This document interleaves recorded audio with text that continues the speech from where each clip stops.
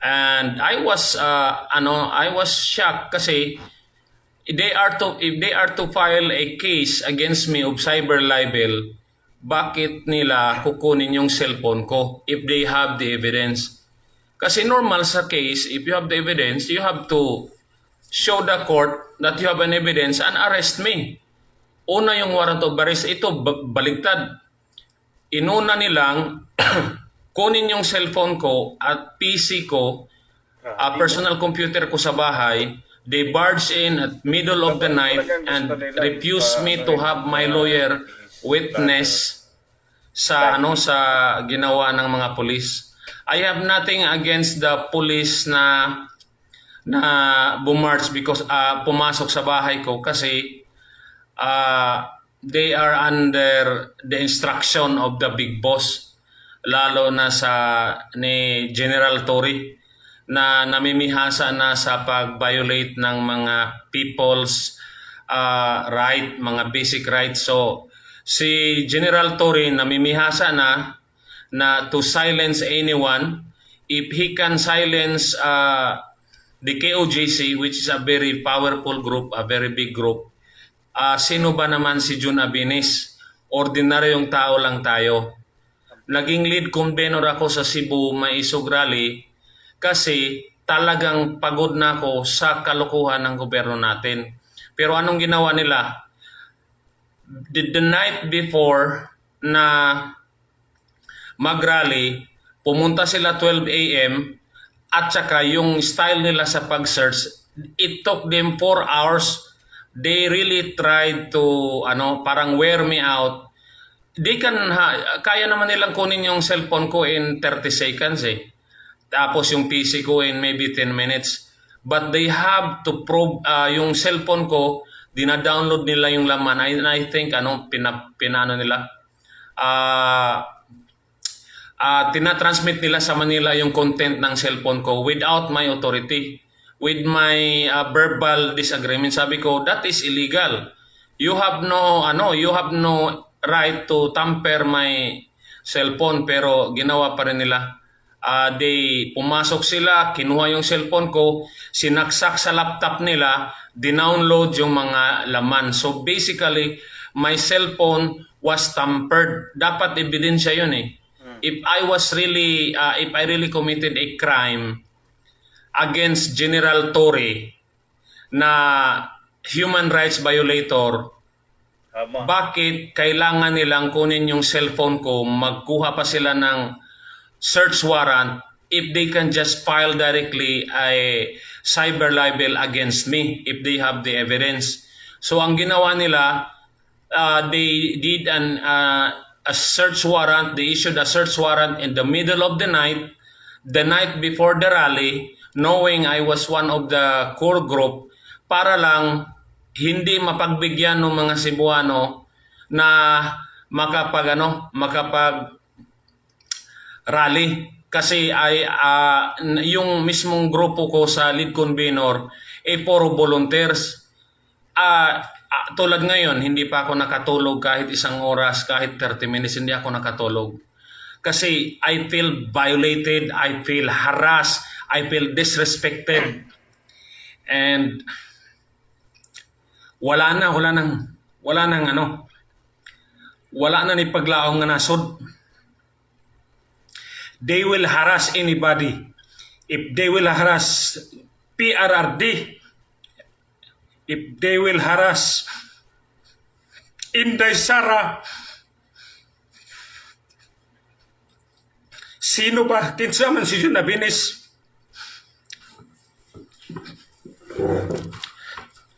I'm not crying dahil naawa ko sarili ko. Naawa ko sa mga Pilipino. Mas naawa nga ako kay Tatay Digong. Mismong mga pulis na tinulungan ni Tatay Digong, walang ginawa. Ang mga pulis natin, Grabe na talaga. karamihan duwag. Kinsa man ang mulaban sa Pilipino.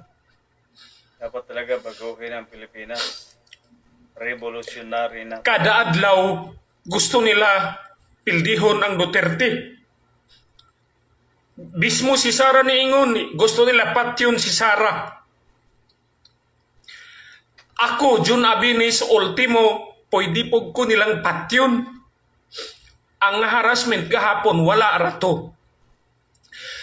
Katiting lang ang harassment para sa ako Pero ang ako alang yun, sana mga Pilipino, ilabas na natin tapang natin. Kasi kaya nilang isa-isahin ang mga lumalaban sa bangag administration. Papayagan ba natin na basta-basta na lang yung mga Duterte isa-silence nila? Papayag ba tayo sa mga kernel na matatapang ikukulong nila? Papayag ba tayo na ordinaryong mga vlogger ikukulong nila? I am not crying for myself. Malalaki na yung anak ko. I am crying because walang tapang ang Pilipino sa ngayon at ang PNP, military natin, parang tinitinglan lang nila yung leader na matino na si Duterte. Si Inday Sara, binubuli, hinaharas, kihadre, kihadito. So, I'm just overwhelmed how crazy, how audacious, how kapal ng mukha ang administration na to. They will try to silence anybody. They will do everything to intimidate the Filipino. Rally pa lang ang ginagawa natin dito sa Cebu. Rally pa lang. Ang mga Cebuano very excited na makita nila si Digong, because Digong is a symbol of uprightness sa leader. Digong is a symbol of integrity. We are longing for that kind of leadership. Kaya ang mga taga Cebu masaya na pupunta si Digong. I am a volunteer. I spend my own money. Nobody is paying me to join Korma Isog. I just want to show every Filipino na magsakripisyo tayo para makita ng gobyerno nagkaisa tayo. Tapos, naawa ko kahit si Tatay Digong walang budget pupunta dito. I was told hirap si Tatay Digong sa budget. Kahit yung rally, walang budget. Nagmamakalimos yung ang core group, kahit mga barricade lang, nagmamakalimos para lang makita ng mga tao na nagkakaisa ang mga Cebuano. Si Tatay Digong hindi nagnakaw. Gusto niyang pumunta rito pero mismo yung expense hindi niya kaya dahil hindi siya nagnakaw. Pero tingnan mo yung gobyerno natin, 4.3 trillion ubos na in 2 months. Grabe, no? Kaya sa mga Cebuano, mga bay, magpakita ta nga nagkahiusa ta. Okay ra ko. Ila kong harason kadadlaw. Actually, wa ko mahadlok nga ila kong harason kadadlaw. In fact, pwede gyud ko patyon ni General Torre. General Torre, duwag ka. Mukha kang pera, General Torre. Pwede mo akong mapatay. Pero hindi mo ako mapapatahimik. Demonyo ka, General Torre. Mukha kang pera. Ang mga PNP, ginawa mong binaboy mo ang PNP. You can file all the case you can file against me. I don't care. You can go to my house. You can kill me. You can shoot my house. It's okay. Para makita ng mga Pilipino gaano kakademonyo. Bongbong Marcos. Wala nang utak yan si Bongbong Marcos. Bangag. Tayo mga Pilipino, nag-ikot na yan sa Bacolod. Wala nang pumapansin eh. So, ang panawagan ko sa mga Cebuano, magkaisa tabay. adnihita karon diri sa Mandawi atong punon atong ipakita peaceful lang ta, walay violence. Nag-expect ko nga kining harassment sa ako as lead convener, kaming tanan mga maisog nga core group nga naay mga panginabuhi nga tarong ila pong harason na anay mga subpina nag-adto na sa ilang mga balay, gibalik-balikan na ilang balay og subpina akong mga kauban. Pero wala mi magpatarog, sige lang. Ang usan ako kauban na subpina siya bay na ako'y subpina nagbalik-balik na lang ako. Ang akong anak nahadlok, dalawa nako ka anak kay namugos og sulod ang mga pulis. Daghang kayo sila just to get my cellphone. Anong sabi nila? Trabaho lang. Tito, trabaho lang yun sa mga pulis. Pero mga pulis naman, sir, wag nating hayaan na wala na musukol ani nga gobyerno. Wala nang dignidad ang Pilipino kung bababuyin tayo ng Tory na yan. Ano bang meron si Tory? Tapang lang, apog lang yan si Tory, pero walang dignidad yan. Walang respetar yan sa mga Pilipino. So, karon gabi makita ni Bongbong Marcos, ni Tambaloslos at ni Tory nga ang mga Cebuano, pro Duterte. We love Duterte because he served the country. Every time I speak good about Duterte, sabi nila binabayaran ako ni Duterte. Now I heard. Hindi ka pa nga nakita si Duterte. Hindi ko pa nakita in person si Duterte. Pati si Sara. Mismo si Sara, hindi ko yan nakita. Ordinary citizen ako na nag-volunteer para lang magkaroon ng platform ng mga Cebuano. Yung karaban, pera namin yun mga convenor. Nagbigay kami ng mga sariling pera namin. Pero anong gusto palabasin ng administration? Bayaran kami. Hirap na nga si Tatay Digong pang-eroplano lang sa grupo niya. Magaling talaga magbaliktad. Hirap na nga kami sa kahit barricade lang. Marami kaming utang matapos lang yung area ng rally.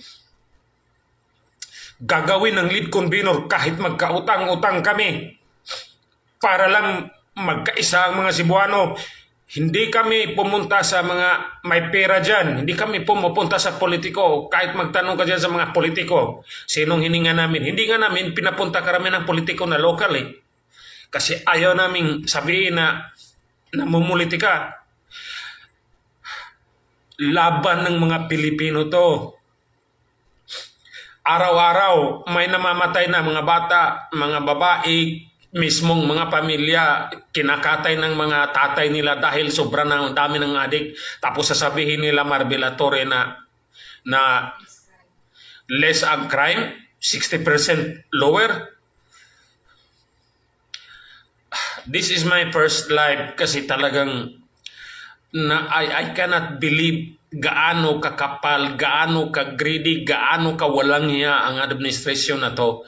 At alam ko yung harassment na ginawa nila na i-raid yung bahay ko, sample lang yun. Sample lang yun sa akin. Pwede nila akong arestuhin, pwede nila akong bugbugin, pwede nila akong kidnapin. Pero alam mo yung masama ng loob ko, yung mga kasama ko. Kasi yung mga kasama ko, sabi nila, sir, di kaya tayo i-harass? Sabi ko, okay lang. Una akong kong Yun ang sabi ko kahit yung sa vlogger na 37. I'm not afraid na ikulong ako. Pero kung may masama sa loob ko, ang mga pulis natin, ang mga sundalo, dinobli yung sweldo nyo. Hindi nyo maprotektahan yung presidente na matino. Hindi nyo maprotektahan ang mga Pilipino. I am almost sure I will die this year because Bongbong administration, Marvel, and Tory are evil. They will kill people for greed. Si Tambaloslos, mga kawatan na sila. But I don't care. I don't care. Pero ang ano ko lang, let's unite. let's sacrifice. Kami sa Maisog Core, puro sakripisyo. Minsan nag-usap kami, nag-one battle kami ni Elmer, usap kami. Wala kaming mga pera. Yung mga sideline namin, halos wala. Wala kaming, we are not earning money in Facebook and YouTube.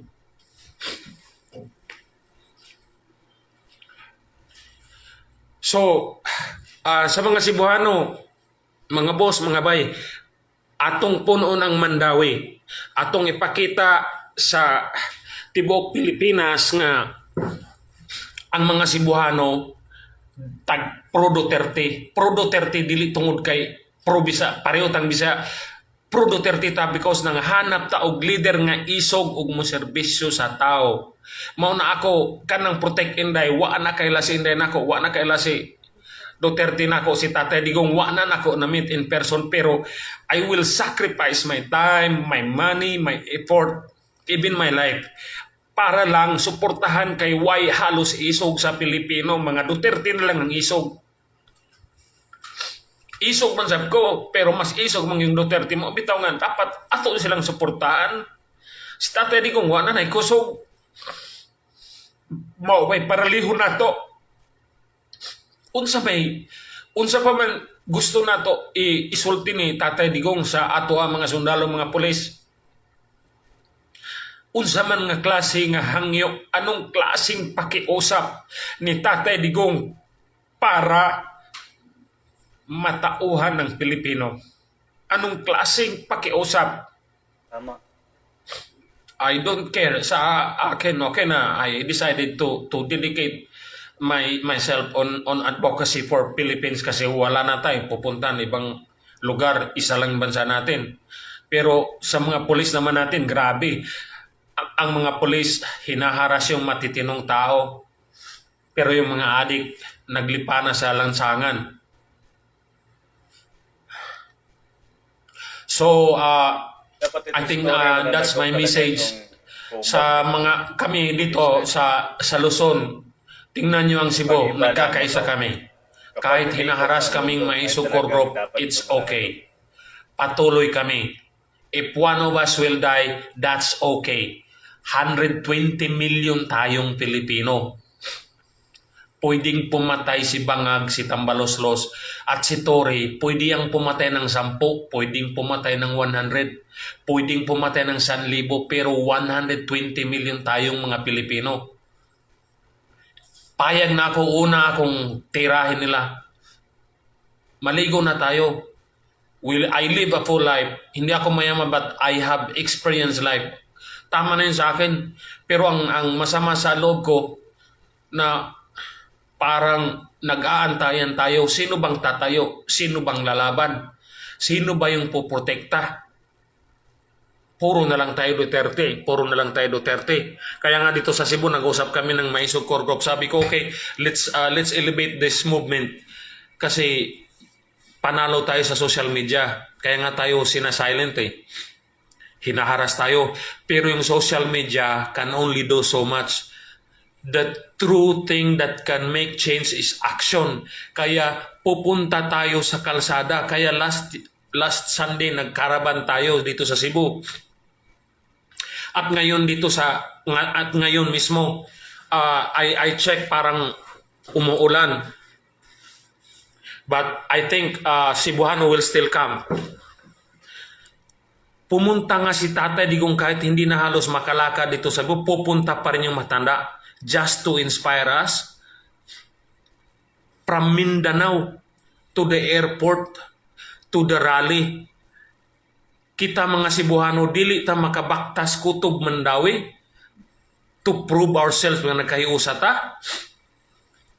Ang ako ara, makita lang ko ni Tatay Digong nga isog gihapon ug makasagit ra kog Duterte. Good na ko. Makita lang kog mga Cebuano bisag 10,000, 20,000, happy na ko. Kay ngano, bahalag gamay ra basta puro isog. Unsao man ang daghan pero walay klaro.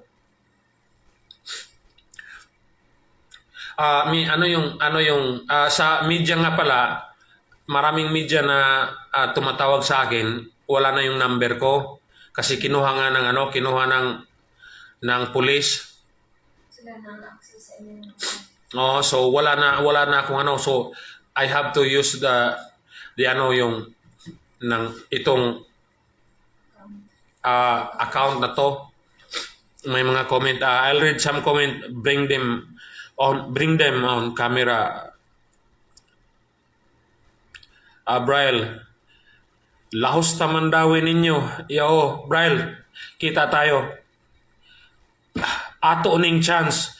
Pag wala na'y mga tao nga, kung wala na'y kusog si Tatay Digong mo inspire nato, kung wala nang volunteer, kung wala nang volunteer na mag-organize ng rally, baka ito na yung last chance natin na magpakita na we are against this bangag administration.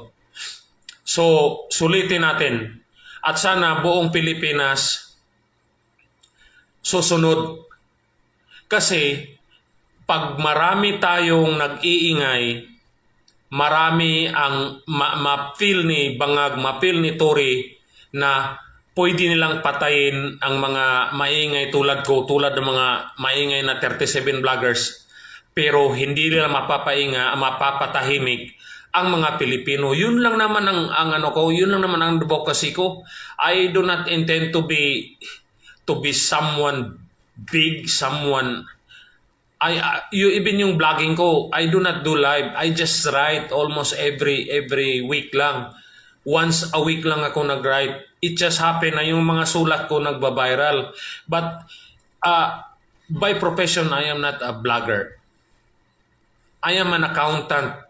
I am a real estate developing consultant. But I give my time. I write. Bahala magalit yung mga demonyo dyan sa gobyerno. Basta, I want to express myself honestly. Yun lang naman kasalanan ko eh. To tell the truth. Magsalita ng walang takot. Kaya habang buhay pa ako, magsasalita ako na hindi natatakot. Payag na akong maunang barilin ni Tory. Pero one day, Tory,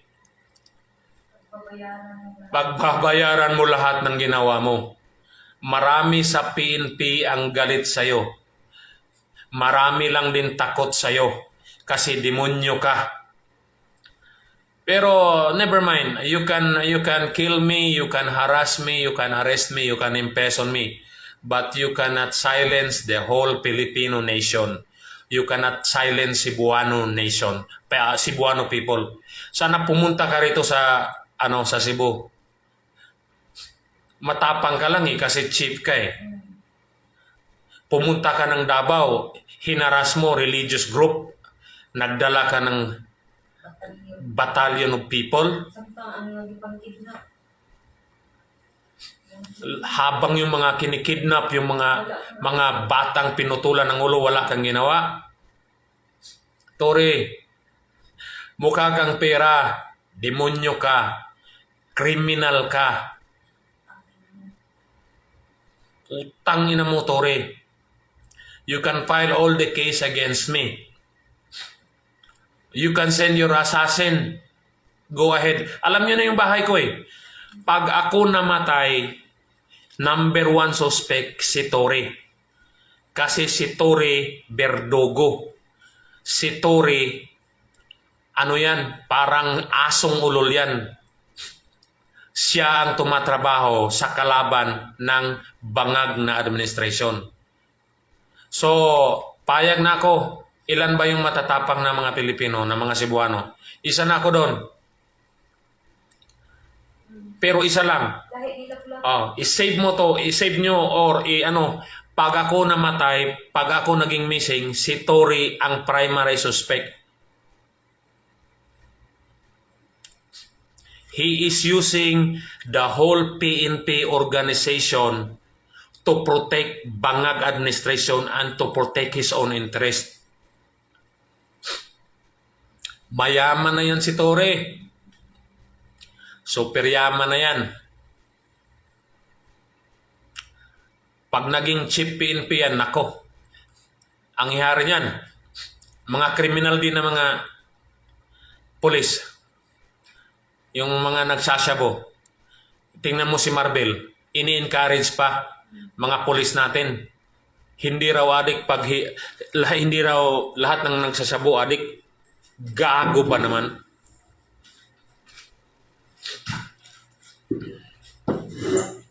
Wala pa po akong tulog in the last magpo 48 hours na kasi kahapon the core group was very busy setting up sa lahat ng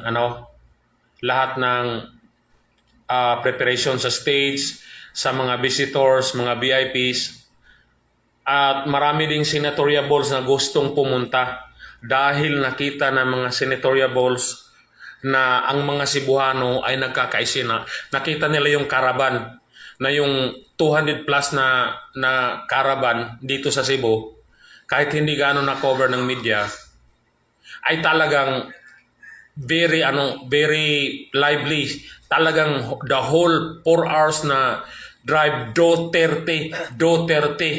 Kaya nung nag-convene kami sa caravan, sabi na okay, let's do a big rally at ito na nga today, mamaya magkakaroon ng Cebu ng big rally.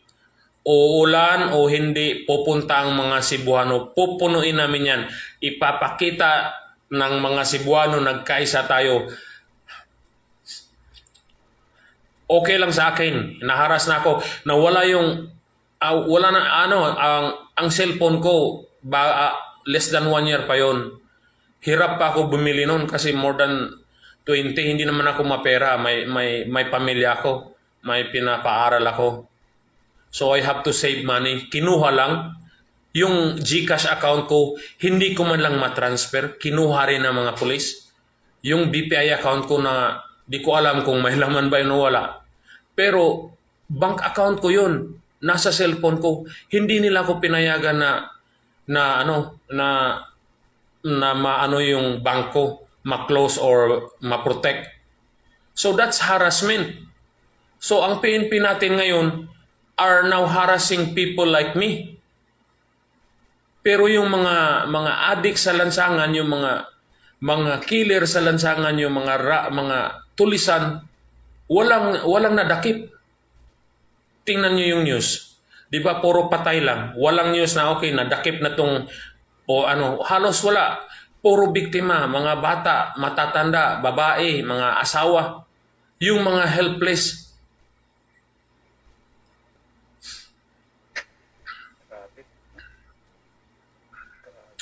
So, Administrasyon. yun lang.